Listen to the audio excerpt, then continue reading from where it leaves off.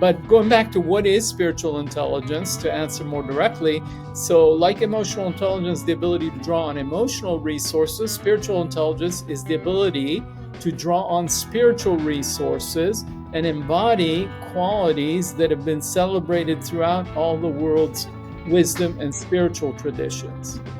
So let me pause there. What are these spiritual resources and qualities? So these are classical things like purpose, service, trust, gratitude. Something along the lines of, in order to be inspiring, you need to be inspired. And I think this is a really, really interesting aspect. Yeah, no, that's great. So leadership, first and foremost, is an inside job. We can't expect to lead nor inspire anybody else until and when we can lead and inspire ourselves. So it seems like relatively basic and obvious as you think about it, but so much of our culture is the focus externally. We can view AI as a threat, or we could view it as an opportunity because it will free up. There'll be more material abundance, and provided we can distribute it, then that will free us to do these things that are more human connection based and more creative based and human heart based.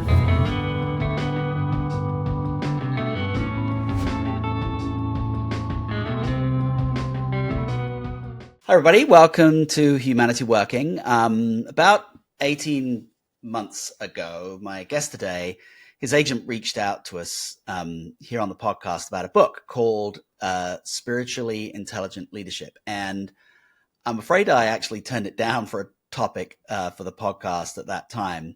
In general, we tend to be very practical here, and it didn't seem to fit. But in retrospect, I have realized that was a mistake, quite a big one, actually.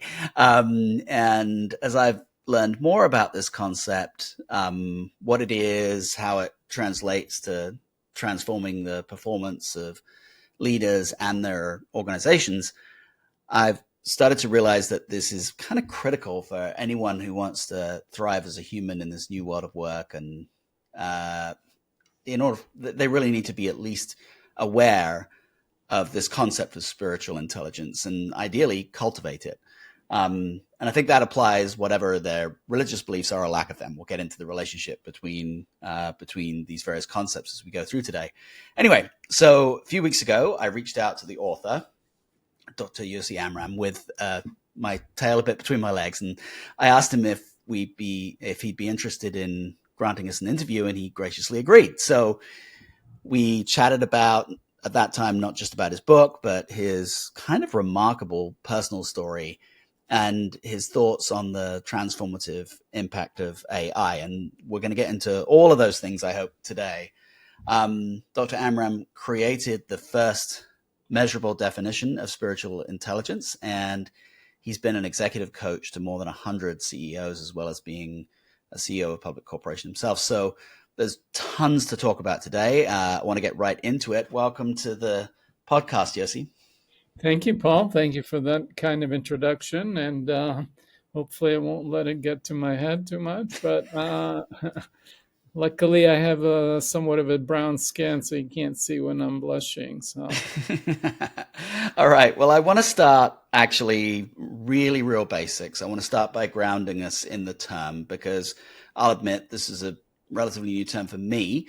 And I think it might be for some of our audience. So for people that are hearing the term for the first time, what even is spiritual intelligence?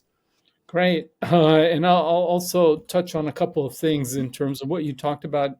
You're focused on things that are practical, and I think that's hugely important. So, what is spiritual intelligence? So let's start with something more people are familiar with, which is emotional intelligence. And the obvious question most people ask is, well, how does spiritual intelligence relate to emotional intelligence? So just to review, what is emotional intelligence? Emotional intelligence is the ability to draw on emotional resources and information to help manage emotions in ourselves and others in daily life.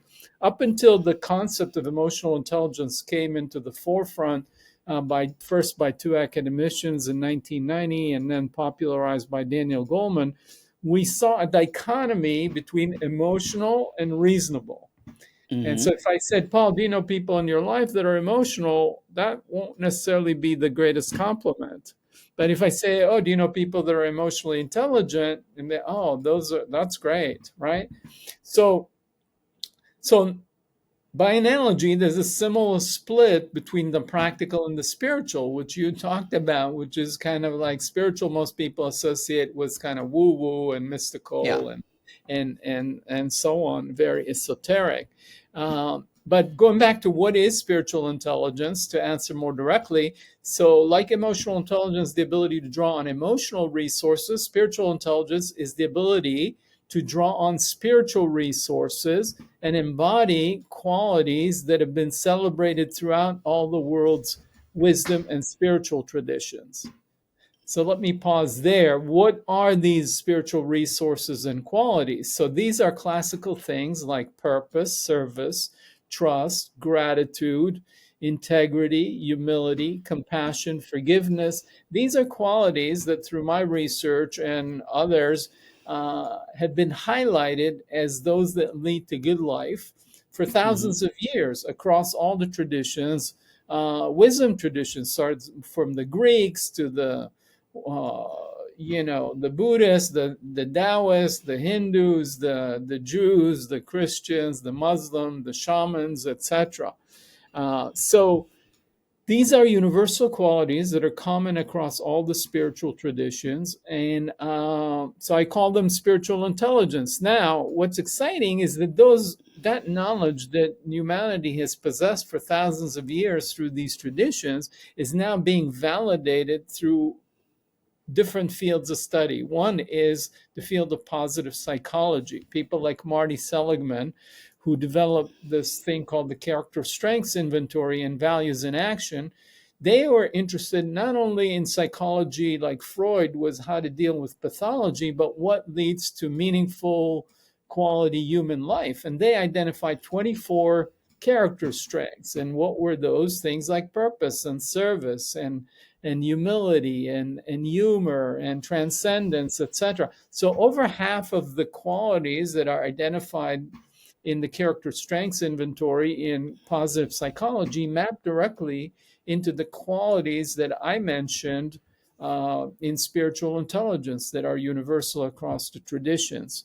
Another field of study, so we have the spiritual traditions, we have positive psychology, and then we have leadership development. Hmm. So that's a whole field of people studying what contributes to leadership. And, for example, one of the top consulting companies in the world, Bain and Company, studied thousands of companies and employees to look at what happens to employees that are inspired. And they found that employees that are inspired are twice as productive as people that are just going about their job. And then they looked at what were the qualities of the leaders that got employees inspired. And guess what? The same qualities: service orientation, servant leadership, presence, centeredness, attentive listening, compassion, etc. So you have convergence from the spiritual traditions, positive psychology, leadership development that's telling you that these qualities, when developed, embodied, and resourced in us as human beings, lead to better quality human life for ourselves and make us more inspiring leaders for others. In my research, I showed, from my doctoral research, I showed that spiritual intelligence complements emotional intelligence, and each makes a unique contribution to leadership effectiveness in terms of morale, commitment, and lower turnover. Since then, other researchers have taken this measure that I validated and found that leaders that have greater spiritual intelligence produce better financial results for their business units. In a study with banks, it was shown that banks where employees on average have higher spiritual intelligence produce better ROI on their assets compared to the other banks. So the point of all of this is that this is real, practical, tangible, measurable, and positively impactful. I know I gave you a mouthful, but No, no, that was very helpful. I just want to dive in on a couple of other things just to make it like super, super tangible for people. yeah, So first off, I know from our prior discussion that you mentioned that it was entirely possible to be spiritually intelligent and, for example, be atheist. So draw the connection between, or draw the similarities and differences between the specific religions, the religious tradition, as you talk about, and then religious faith, and how all of that connects to Yeah, this yeah. thing called Okay. spiritual intelligence. Great, great. So, yeah, it's important to distinguish between being spiritual and being spiritually intelligent. That's kind of like what I was trying to, by analogy, motivate the difference between being emotional and being emotionally Mm-hmm. intelligent. So, as you may have mentioned, worked with over 100 CEOs, and they Mm-hmm. have ranged across the spectrum from being religious to being spiritual but not religious to being agnostic to being atheist.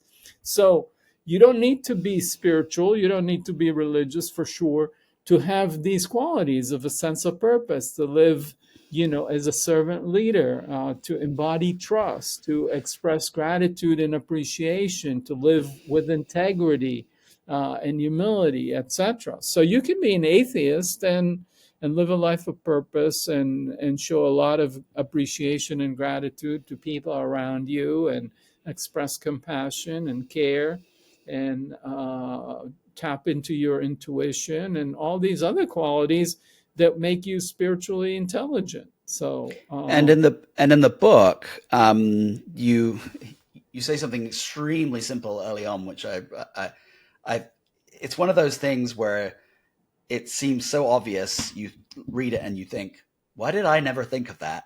But you, which is sometimes the most significant pieces of wisdom that anybody ever reads are like that, aren't they? But you say that something along the lines of, in order to be inspiring, you need to be inspired. uh-huh. And I think this is a really, really interesting aspect, because leaders talk about a lot about the idea of, inspiring others and providing inspiration in others, but they don't as often focus deeply on what inspires them. So could you talk about, in practice, what that means for leaders, to what leaders need to do in order to ensure that there's a foundation of inspiration in them before they can go about inspiring other people? Yeah, no, that's great. So, leadership, first and foremost, is an inside job. We can't expect to lead nor inspire anybody else until and when we can lead and inspire ourselves. So, it seems like relatively basic and obvious Yeah. as you think about it, but so much of our culture is the focus externally. Like, okay, how do people perceive me?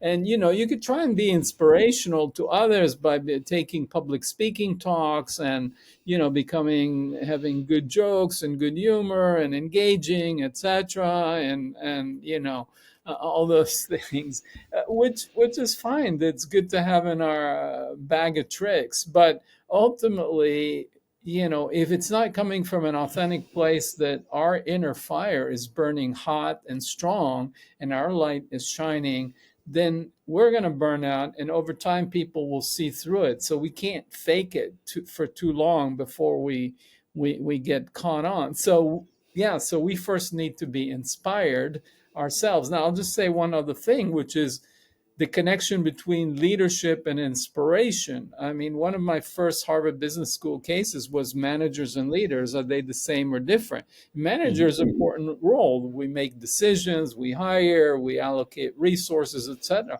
But what do leaders do? They inspire. Well, what is the root of the word inspire? It's spirit. And what is spirit? It's the animating life force, the breath of life. So what animates us? And we'll talk casually with friends and people. How's your spirit today?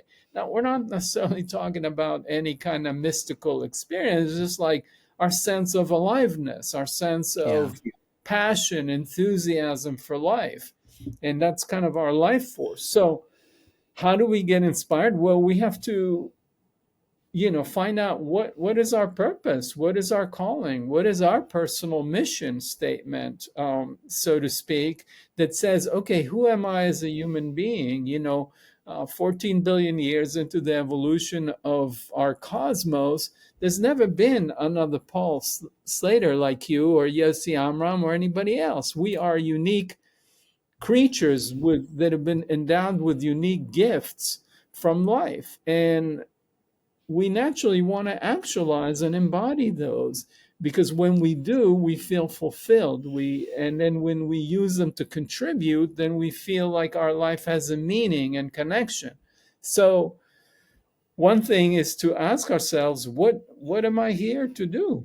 What's my life about? And then when we connect deeply with our essence and our uniqueness, and find a way to express our unique talents, superpowers, gifts, and use that to contribute, then our life has a sense of purpose. And then when we can align our individual purpose with the purpose of the team, the organization, the business, what the community we're part of, then we're lining up our individual purpose and the greater purpose that we're part of, and then we're finding fulfillment in using our skills to contribute to that purpose. And that gives us a sense of power and alignment, inner alignment, so we don't feel divided, and that feels empowering. So I hope I'm making sense. Well, you are to me. I hope, and I'm sure you are to the audience as well. I want to go into the personal story, a little piece of it, because a little bit here, because I just found it so fascinating when we spoke before. So many leaders that I've spoken to on the podcast have had let's say, a winding road to get to where they're at, and you're no different in that regard. You weren't always an expert on this stuff, but the germs of it happened early. So why don't you talk me through the first part of that journey in the military, and then up to founding individual? Okay, thank you. Yes, and we all have, strange pathways, and they don't make sense only in retrospect. We live our life moving forward, but it doesn't make sense only in reflection. So yeah, when we can kind of see the thread and how all these things connect to bring us to this moment. So yeah, my journey started, I was born and raised in Israel, a war-torn part of the world. And I was a math and science nerd, shy, introverted kid. But like all Israeli men, I was drafted into 3 years of mandatory service into the military. And to my surprise, I had the fastest promotion record in the history of my regiment and won all these leadership awards, despite the fact that the military command and control model really chafed at my soul. And which just is before you go on there, you said to your surprise, was it clearly communicated to you why this was happening, or was it a mystery? was the why even a mystery at the time? I think it was partly a mystery, but I can look back. I mean, somehow, for whatever reason, I functioned reasonably well under pressure, and in moments of crisis where other people around me would kind of get paralyzed, I was like, "Oh, this is what we need to do," and I'd call it out, and people would say, "Oh, yeah, that makes sense," and uh, so. So that's one thing. The second thing, I think, for whatever reason, I had an clear sense of inner self, and that even I wasn't this macho guy. I was more introverted, but I had clarity about who I am, and that gave me a sense of kind of a north star and a sense of inner discipline. And when I cared about something, I could get devoted to it. And so that discipline made me reliable and predictable, and that was super important for delivering stuff and for people to trust me. So it's those kinds of things that somehow were latent in me uh, that somehow started to express themselves. So what I was trying to say is that the military is a command and control model, which is necessary in battle. You don't have time to take a team of people into a conference room and brainstorm and whiteboard how to deal with a situation. But it's what's necessary. So, but on the positive side is that kind of pressure cooker creates real camaraderie because he has a sense of shared destiny. We're in this together, and we kind of will live or die together. And and you hear stories of somebody will jump on a hand grenade and absorb stuff to save their team. So. Yeah. Uh, so it's kind of that paradox of which got me interested. Is like, how do you create an organization, an environment that supports the individual and brings out their talents and their uniqueness and helps them actualize, but also do that, without going so hyper individualistic where you are like, it's all about me, me, me, and forget about the community or the team. And that was kind of what became my overarching interest, which led me to come to the US and study engineering and business and so on, all with the aspiration to someday start and build my own companies, which you Hmm. alluded to was the name of my company, was called Individual, which was a name I chose to reflect the fact that I wanted to support each individual within this context of a community or team. Also, the name Individual stood for the concept, the product concept, because we were the first company to do personalized interactive media. So, for those that remember, we used to have days of fax machines before email, before internet, and that was the fastest way you could get information. Fax me that, fax me that.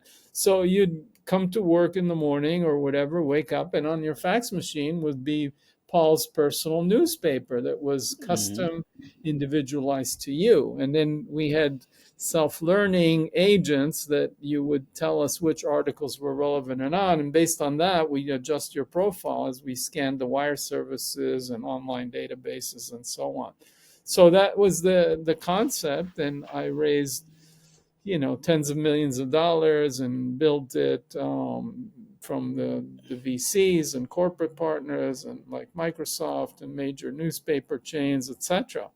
So all of that was pre-internet until the internet came, and then it became clear that all of that fax business was going to go away, and the things we were selling on a premium subscription basis was going to become free and ad supported on the internet. So that was uh, a pretty significant crisis for me because it was very threatening to our business model and kind of. Yeah. So we'll get into that piece of it in a moment. I'm curious, was there a was there a single moment when the what the internet was becoming, like the idea of a personalized web, was there a single moment where you had your aha, or was it more of like a gradual realization that fax it was was not the future? It was a grad. I mean, the facts that facts was not the future was pretty clear, but Yeah. how and what that meant was a gradual realization. And then at first, it's kind of like they say the five stages of grief. There's first Yeah. there's denial. It's like no, no. I mean, people still like paper, and they're gonna like paper, and yeah, computers are great, but people are always gonna like their piece of paper. So you go through rationalization and I went through that stage. So you go through denial and arguing, but eventually there was some kind of an acceptance. And at that moment I was like, holy shit, how do we become an internet company, and what do we do with this revenue stream and this pressure from our venture capitalists to keep growing it? And in order to move to the internet, we had to offer things that were also free and ad supported. And then there was like, okay, well, why are people going to continue there? So we had to cannibalize our own children, so to speak, in order to do that. And it was scary how to do that. And Yeah. so I kind of froze and. Well, around that time was when you had the a very specific, I guess, experience, as we could call it, while you were having a massage, right? Well, that was a little later. Hmm. So first, what happened is I kind of spiraled down and kind of hit a depression period where I had to disappear from the company. I didn't know how to stand up in front of my 200 employees and tell them what our internet strategy we're going to do and how to survive. But I did persist, and we did turn the company into an internet business and then took it public. And it was a high flying internet stock, at which point I was getting this massage to relax and had this spiritual awakening experience that blew my mind. So I think that's what you were alluding Yeah. to, but it was kind of two things. So yeah, I mean, most people spend months and years meditating to have kind of what's called an awakening experience, and that kind of happened to me spontaneously on the massage table as I was relaxing. And I felt kind of this non-dual, non-separation. It was more of a spiritual experience rather than spiritual intelligence. So this is an illustration how you can have a Mm. spiritual experience of oneness or whatever, but it doesn't lead to spiritual intelligence because it really blew my mind and I became ungrounded and it actually threw me into a manic episode. Yeah, you Uh, really didn't know what to do with what you had experienced, right? yeah, or the insights that I got from it or whatever. Yeah. So yeah, and that led to a traumatic thing where I was pushed by my board out of the company. So uh first they said, hey, you need to slow down and calm down, because I was actually getting all these downloads about where the internet was going. And I wanted my company, to be the leader in doing that. That was before Facebook, before Google. And a lot of these things were kind of becoming clear to me that that's where it's going. But I wanted everything done yesterday, and my team couldn't keep up, and my board was like, couldn't keep up. So they're like, hey, why don't you take 2-3 weeks off and chill out? And I was like, no way, we got to do everything yesterday. So they said, okay, well, we're going to pass a board resolution to put you on a voluntary leave of absence. And there was nothing Mm. voluntary about it.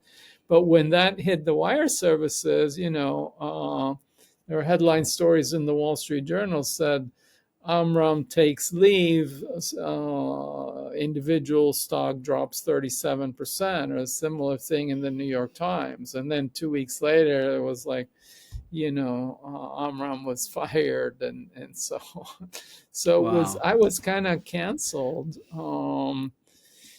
And it was very shameful experience because I went from the top echelon of Silicon Valley CEOs that were all sought after as speakers and conferences and what have you, and to someone that people wouldn't return emails and phone calls, as someone who went nuts, to put it politely. So So that was the perspective, the external perspective of you was that that this was a mental health episode and you were, well, you put it yourself that you were nuts. That was that was is that your perception of how you were thought of at that time? well, it was a confusing experience. So I think it's a both and. I think it was a genuine spiritual awakening experience, Mm-hmm. and it triggered a manic episode, which is, you can call it a pathological thing. So it has since been documented in the literature and what have you that these things can happen, that people can have an awakening experience. But when you don't have the container in your personality and psyche to contain that energy that gets liberated and those insights, it can shatter that container, that vehicle. So now that doesn't mean the whole thing was delusional and I just Right. had a chemical imbalance in my brain and whatever. But I did go on some meds for about a year, 18 months to get stabilized. So there are corollaries to it with brain chemistry and so on. But then I weaned myself all of that. And since then, I've not had any mood disturbances like that, or, but I have access to similar spiritual states without now, because I have Hmm. built my vessel and I have built my capacity, and it doesn't shatter and my life, and I could stay grounded and I can listen to people while I'm having these things. But the important thing is, again, to distinguish between spiritual experiences like I had and spiritual intelligence. So this very much illustrates the fact that you can have a spiritual experience but not embody, develop, and actualize spiritual intelligence, because I was clearly not being spiritually intelligent in how I was behaving, but I had a spiritual experience. So then there's spiritual experiences. The other thing important to distinguish is it could be spiritual belief systems. So someone can believe in higher power, someone can believe in reincarnation of the soul, someone can believe in our oneness and interconnectedness or whatever. Those would be all spiritual belief system, and they're fine. But again, what matters is, can I embody gratitude? Do I have a sense of purpose? Can I attune to other people? Can I be compassionate and forgiving? Can I be humble and want to do the right thing rather than prove myself right, which comes from a place of insecurity and ego? And we all know, when you have a team of people and people are putting themselves up by pushing others down, trying to prove that their ideas are better than others, it creates a toxic environment. So this is where we all kind of viscerally know when we're dealing with someone's ego, Yeah. and it's unpleasant and it's counterproductive. So the more we're focused on being motivated based on truth, being open to truth, being open to others' ideas, because we are secure in who we are. um, so it's not about being meek, it's about actually being interconnected to our essence. And so we have the confidence in who we are, we could stand our ground, and paradoxically at the same time be open to others. And then throughout that interaction of me standing my ground and being open to you, we can create a synthesis of our ideas and co-create and collaborate, which is so important in companies or businesses where you got marketing that wants quick time to market and responsiveness, and you got engineering who wants quality and innovation, and you got sales and they want flexibility in pricing and whatever, and marketing is like, no, we got to keep the. So you have all these conflicting Yeah. tensions. And as a leader, as a CEO, for example, if you're working at that level, you need to synthesize and balance and harmonize all these energies and forces, each of which has a value. Uh, but you can't just let the engineering perspective rule everything, or the marketing, or the sales, or the finance, or what have you. So it's that kind of creative tension that where we stand our ground but are open to others' ideas, that you get more creative, holistic solutions that can emerge. Yeah, you've kind of segued neatly into actually my next set of questions, which is sort of getting into the more specifics of what you measure. Just before we get to that, though, the the quest to understand what was happening to you personally, to gain a deeper understanding of that, was that a was that foundational towards your personal shift to doing your doctoral research and getting to a point where you could define SI, or had this been? It sounds like there was sort of like a germ of trying to deeply understand this that came from way before. Yeah, that was a big part of it. So it changed the direction of my life. And indeed, I wanted to go and understand myself. One is, why was I so identified with the business to the point when it was threatened, I was getting depressed? And then, Yeah, was this awakening experience real, or was it delusional? And how does that? So that led me to be interested in spirituality and I heard about the term spiritual intelligence that was put forth by someone else, a woman called Dana Zohar, Mhm. in a book called Rewiring the Corporate Brain, but it wasn't operationalized, it wasn't measured. And if you want to study something scientifically, you got to know how to measure it so you can see how it's associated with other variables. Um, and I knew the work that was done on emotional intelligence, so that was kind of the impetus, the inspiration. It's like, oh, let's see if we can develop something similar on spiritual intelligence. So yeah, that was a big part of it. The other big part of it is after I took the company public, and I had a second company that I took public. I became an angel investor, and I was often the first uh, angel investor in other startups that people would come to me, and I would go on people's boards and I would mentor other entrepreneurs on how to build their companies. So I was kind of informally coaching these other entrepreneurs. And what I discovered is that you can give people the best advice, but unless you had the tools to understand and work with them in a deeper way about their childhood, their relationships, whatever, all of that was influencing seemingly business decisions, but there were a lot of psychodynamic factors that affect how people approach their team building, their board, what they do, Mhm. etc. So I wanted to help people in a deeper way, and I started finding that mentoring and helping others was more fulfilling for me than running my own company. So I went to get became a psychologist for both of those reasons. One is to understand myself and this thing about spiritual awakening and spiritual intelligence, and also to have the tools to help others to work in a deeper, transformative way. So, as you mentioned, as part of your research, you were looking to create I guess, a measure, a measurable definition of this.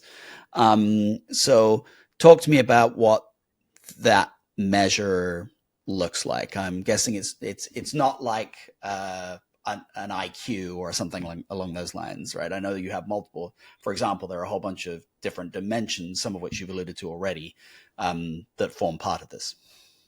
Yeah, so and just to backtrack a little bit, so I interviewed people that were nominated leaders from their peers, people that walk the talk, so to speak, and I came up with these qualities, and then we developed this measure and looked at all its psychometric properties to make sure that it's psychometrically sound and it has predictive validity and all. I won't get into the nerdy talk about psychometrics and statistics and how it's different than emotional intelligence, etc.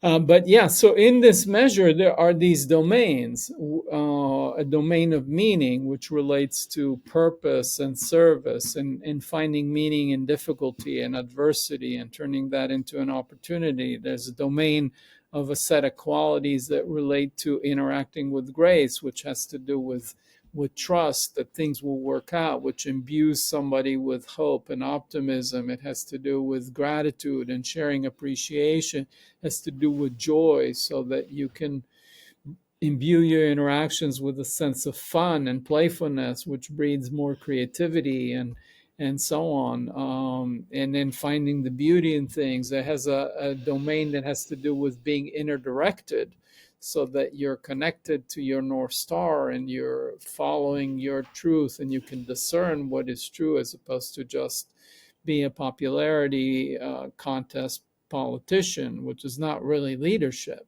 Mm-hmm. Is a domain dimension having to do with truth, which is motivation based on truth, and which means openness to learn from others and from the market and from your inner experience. And then this thing of doing what is right as opposed to being right.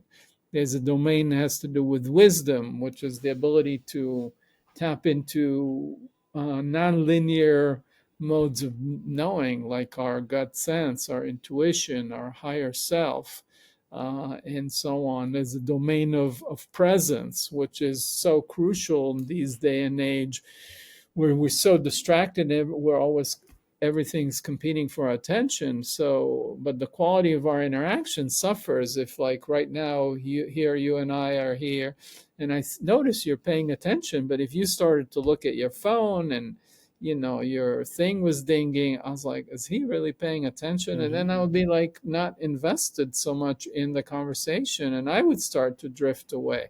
And you see that in business meetings, you see that in personal interactions, and so on. So presence, being clear with our intention and managing our intention in the moment. And then there's a dimension has to do with community, which is how we bring people together around a shared set of purpose and values, and the mutuality of care, that people have a sense we're in this together. So these are like the different dimensions of spiritually intelligent leadership.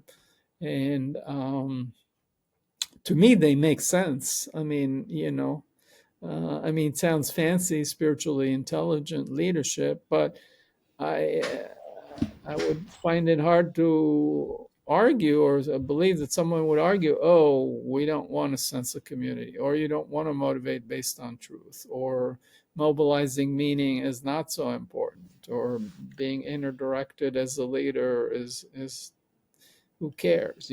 These all kind of make sense. Now, you might say, well, why call it spiritual intelligence? And the reason is that these qualities are common across all the spiritual traditions, one. And two, when you connect and root yourself in your life force energy, in your essence, you might call it your spirit, these qualities naturally emerge.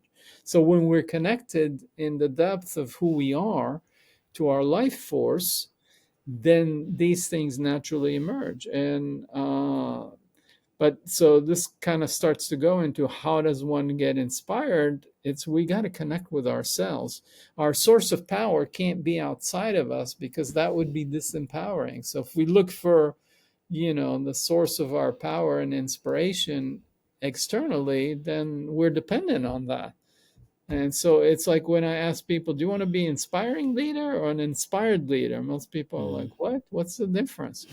Well, to decide whether you're an inspiring leader, I got to look at externally and see, well, is Paul inspired by me right now or not? And so I'm like starting to play to please you, and as opposed to going deep within myself and getting inspired, and then like, okay, well, if you resonate with my vision, what I'm about, my mission, then you'll get inspired. It will ignite, it will strike a resonant chord in you. And if you don't, then I should surround myself with people that do, and then you have a community with a shared intention, which is super powerful. Yeah, that was actually one of the things that occurred to me when I was reading the book, which was that there's so much conversation these days about the term authenticity, and it's used constantly, and many people talk about the fact that in today's world, being authentic is one of the most important traits in a leader. Well, authenticity is very difficult to get, is very difficult to pin down entirely, but I believe that true authenticity, comes from the idea that the person that is presenting themselves to you believes what they're saying. and in other words, Believes in it in their depth. They believe it in their depth. Yeah, exactly. And and it is emotionally resonant to them, and therefore it's emotionally resonant to you, right? Versus the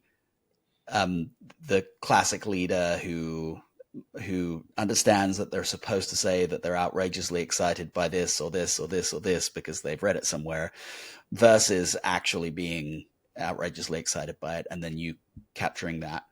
And I think one of the most interesting aspects in terms of the way that technology is developing is that we live in a world now where you can be authentically you can be personally inspired, and people will self-select in to joining you on that journey. So you don't have to start from the perspective of how do you Yeah. phrase your words so that you appeal to most of them possible. Instead, you can just be authentically you, and people will join you that are like-minded. And I think that it's a very interesting aspect as to why this is important right now versus just generally important. Yeah, and just to pick on what you're saying, a couple of things. One, it's a core tenet of marketing, right? You can't be all things to all people. So you got to Mm-hmm. differentiate yourself. And like in the market of employees or friends or whatever, you gotta say, okay, this is who I am, and the right people will be drawn to me. But so that's one piece. The other piece, when you're talking about authenticity, you got to know who you are to be authentic. So you got to Yeah. connect to your depth. And so it goes back to the Greek dictum, know thyself. It's hard to be authentic if you don't really know who and what you are. You're not in touch with yourself, you're not in touch with your truth. So then it's like, well, who am I really? And then we are like a chameleon, and we don't know who we are. So that goes into back to this dimension I talked about, being inner directed. And when you're inner directed, you know who you are in your depth, and then your behavior and words and actions are all aligned with that. So there's an alignment between your depth, your words, and your action. You're living in integrity, and that's your authenticity. But if you're disconnected from your depth, then there's not that alignment, and that divides you. So you're not really authentic with aligned with who you are and your essence. So you'll see, when I was reading the book, and actually let me just take a stop for a second, actually, to pay you a compliment on the book itself. For folks that listen to this podcast, I know from hearing from a lot of you that you read a lot.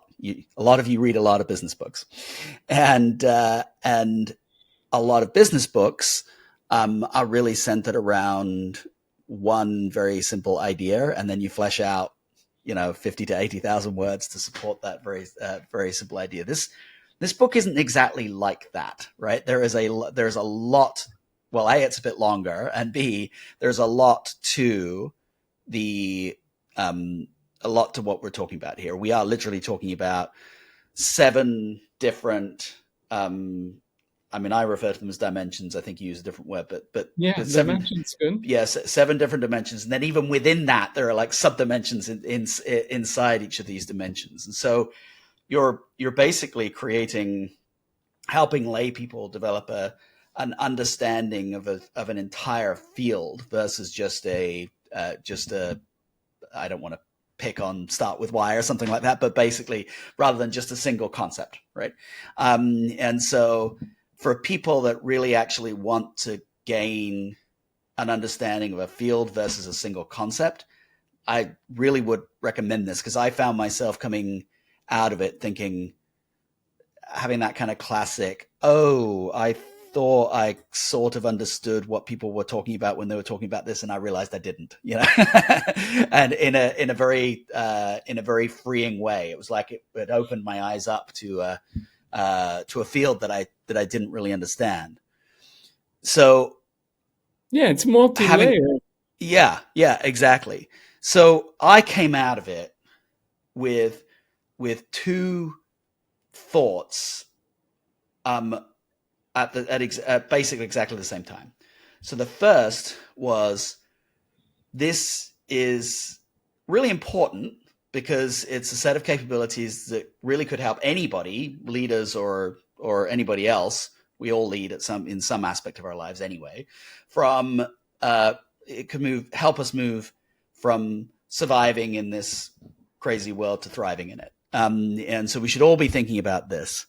But then the second thing that I ended up at least feeling was that if you measured this, I know you don't measure this on like an IQ scale, but I feel like if you measured me on this and it was like a single number, mine would be really low.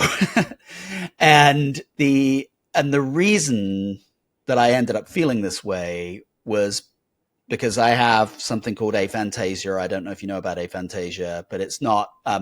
It basically equates to the absence of a mind's eye, right? So Hmm. I'm incapable of visualizing in the sense that if you ask me to visualize an apple, I can't see anything, that kind of thing. Hmm. And that corresponds to some other interesting things like I don't really have a visual memory, which means that my memory of past events is actually can be very hazy as well. So my question is not about aphantasia, which very few people have, but it's a broader it's a broader question about neurodivergence, I suppose, which is, and let's make it a two-part question. I guess the first part is, there's one question that it's one thing to identify this as a set of capabilities that some people have, and then there's the second question as to how effectively this can be cultivated.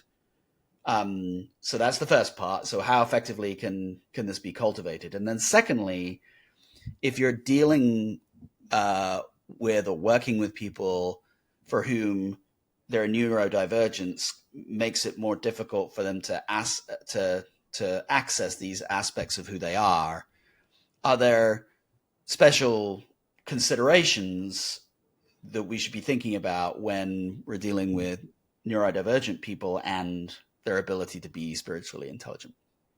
Okay, well, it's a good question. There's a lot more talk these days about neurodivergence and recognizing that, in a way, we're all neurodivergent. I mean, Mm-hmm. there's this myth of the normal. So I appreciate your honesty and vulnerability about some of your limitation with this condition, which I can't even pronounce. I apologize.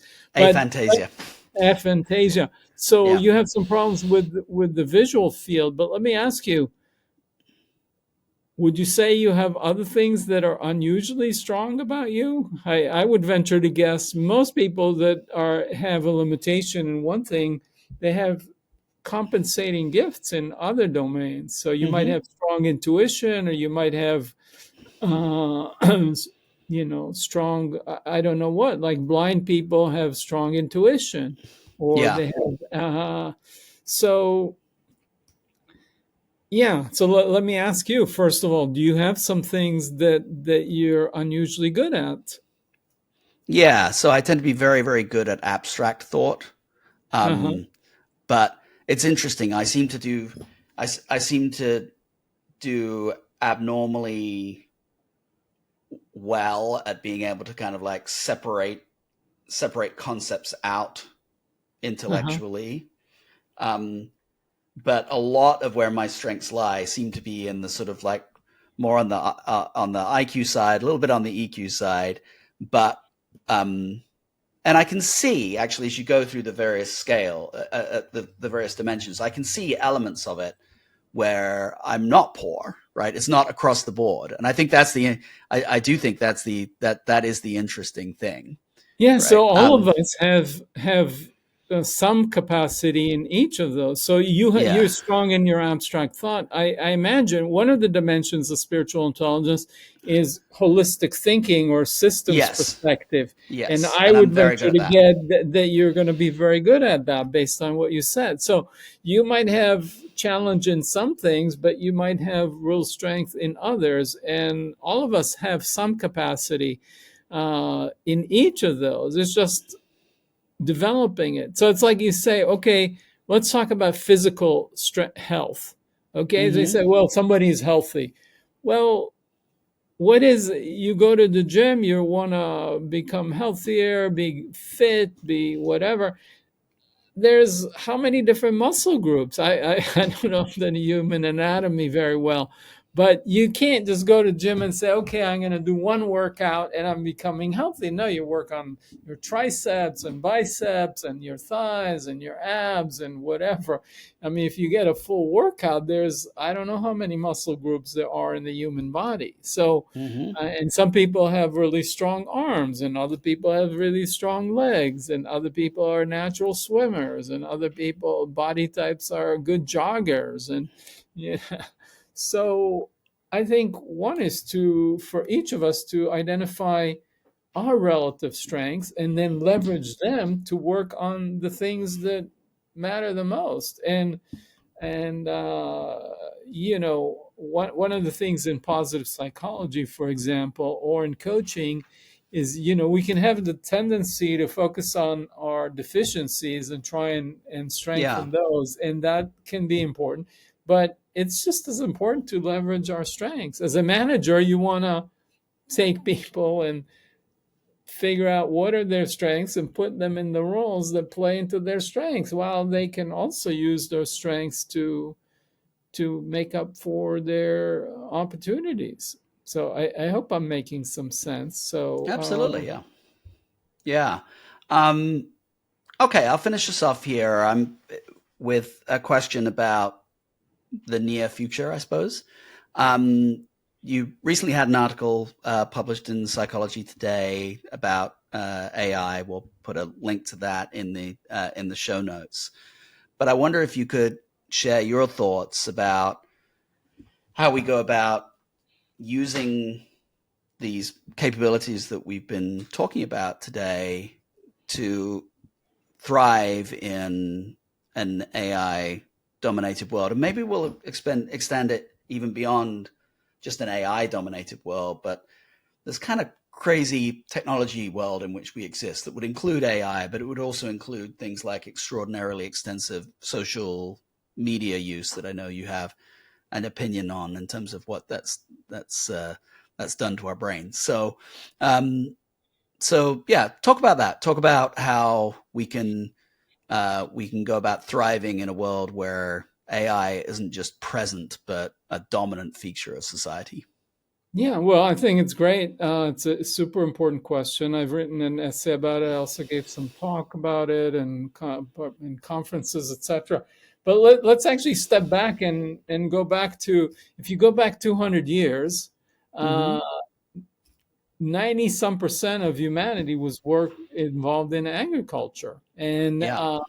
to produce the food. And then you had industrial farming and industrial revolution, and then so people moved into factory workers, and then nowadays most people, I mean, I don't know, I think it's like 3% of the jobs involved in farming and food production, and I forget the percentage, but the majority of people are categorized as knowledge workers. That they Mm-hmm. in office jobs, and their productivity depends on what they know. So first we had industrial jobs on the assembly line, but then we brought robots and industrial automation. So we produce the same cars and airplanes and trains and all the rest of it with much fewer people. So we have knowledge workers, and now we have AI that has that can automate a lot of those knowledge worker tasks. So yeah, so what are we going to be doing? What's going to differentiate us as human beings?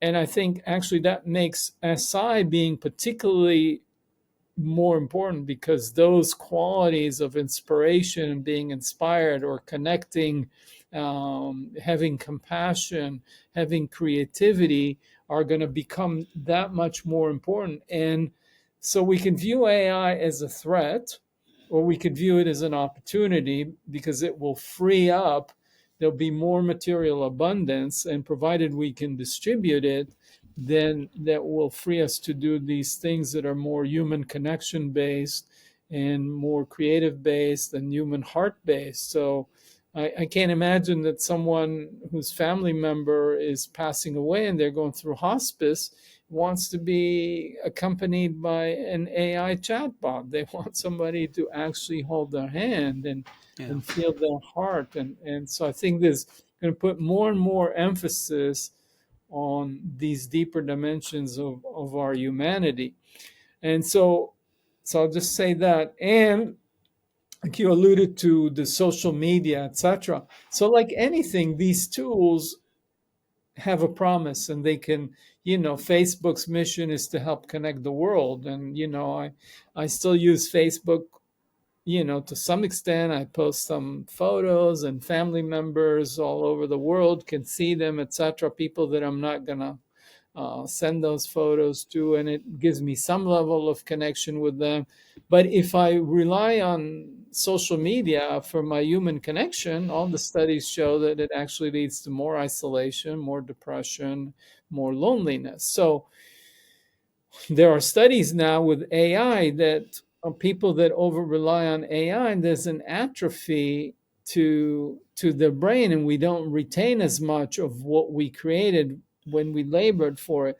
So much like with the Industrial Revolution and automation, etc., our muscles, physical muscles, no longer necessary for our core survival, but we don't want to become couch potatoes and let our bodies atrophy. So we go on hikes, we go to the gym, we work out our muscles. So I think we have to do the same thing with our brains, with our cognitive ability. Yeah, AI is great, can help us synthesize information. I rely on it.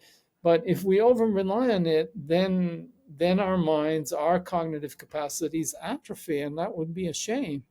So I'm offering a more nuanced perspective rather than, oh, AI is terrible, don't use it, or, AI is going to be our savior of everything. And, we could just lie on the beach and do nothing, and all the food and everything will be provided for us, which I don't think is so great. We need to be productive. We need to find meaning. We want to actualize our capacities and exercise our muscle to be productive.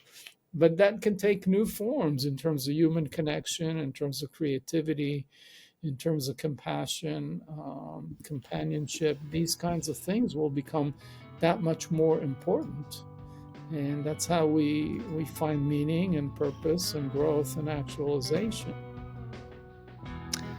Thank you so much for joining us today, Yosi, and sharing your wisdom with us. Once again, the book is Spiritually Intelligent Leadership. We'll include a link to that in the show notes. And really, really appreciate your time today. Thank you, Paul. It's been a delight.